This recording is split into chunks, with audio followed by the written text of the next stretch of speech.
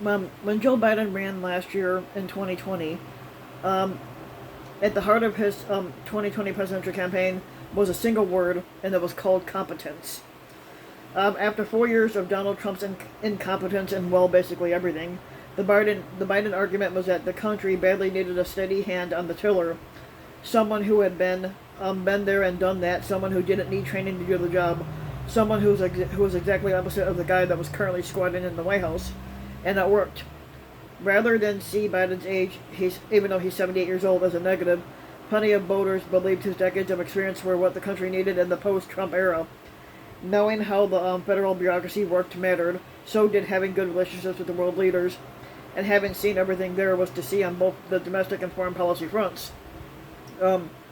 7 months ago, into his first term, however, Biden is faced with nothing short of a crisis of that competence beset on a number of fronts with developments that appears all of his experience and know-how didn't prevent. The glaring example is, of course, the rapid takeover of Afghanistan by the Taliban in the wake of Biden's decision to pull the American troops out of the country, which was long overdue. And announcing the end of the American military commitment in Afghanistan just over a month ago, Biden had proclaimed that there was going to be no circumstance where you would see people being lifted off the roof of an embassy of the United States in Afghanistan. Except that over the weekend, images were beamed back to the United States of helicopters airlifting people from the parking lot of the U.S. Embassy in Kabul, and on Monday morning came even more devastating images, Afghans clinging to an American plane as it took off from the country. And here's the overwhelming message here. The situation was totally and completely out of control, and neither Biden nor his top foreign policy advisors could stop any of it.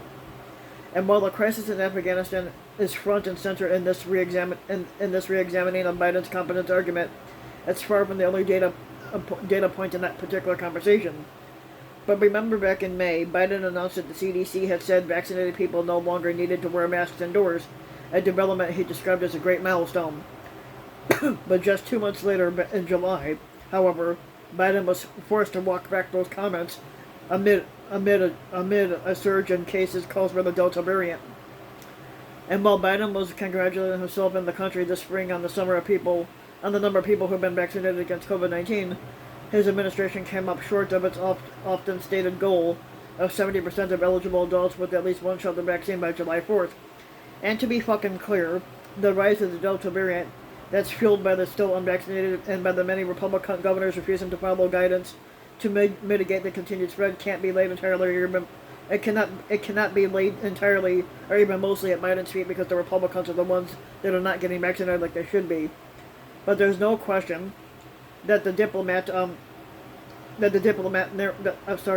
question that the dominant narrative of the late spring,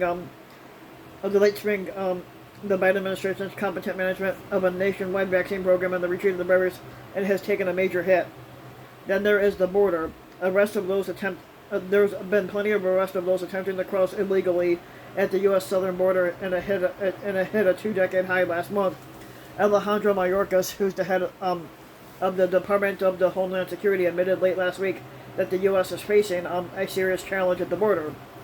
And while Mayorkas blamed at least part of the crisis on the Trump administration, which he said dismantled our asylum system, there's also no question that the Biden administration is nowhere near where it wants to be or needs to be when it comes to handling of the border crisis. And given all of that, it's no surprise that Biden's poll numbers have taken a hit as of late. Even though Biden still has a 50% approval rating, which is something that Trump's never had, but Biden's 50% job approval at the end of last month was the lowest of his presidency, as given out by Gallup, and that was before this whole disaster in Afghanistan, which is dominating the national news coverage, and the full scope of the surge in COVID-19 was apparent.